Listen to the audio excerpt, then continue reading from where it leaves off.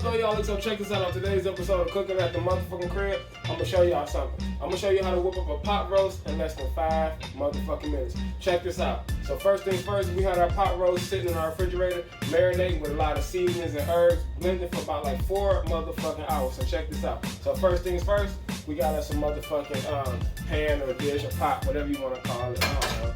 Whatever you want to put your meat in, alright? So check this out. We're going to put our motherfucking vegetables. We're going to start off with a bed of vegetables, right? We got some carrots in there. We got some celery in there. We got some green peppers in here. We got some onions in here, you know? So what we're going to do is we're going to spread this out evenly. Check this out. Spread this out evenly, right? We also going to add some potatoes in there. So with that being said, we're going to place the potatoes around our meat. Check this out.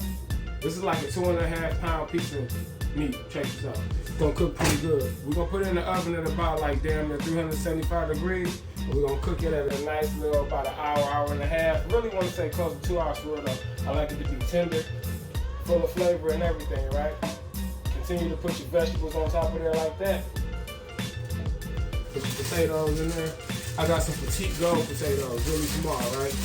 Now we want to place these all around the roast. We want to put them on there a little bit though, and we want some of the vegetables to sop up that flavor, to mix in together.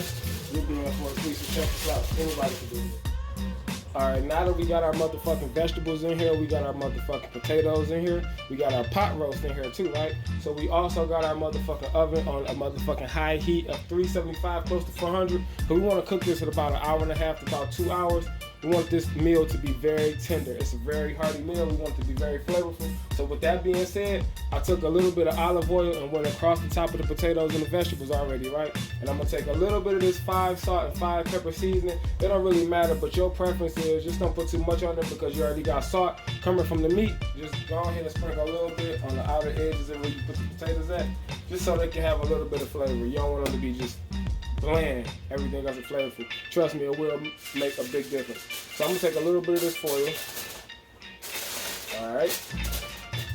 Make sure it's tucked under nice and neat. And now it's time to place it in our oven for about an hour and a half, 2 hours. And just let it be. Just let it cook, let it do what it gotta do.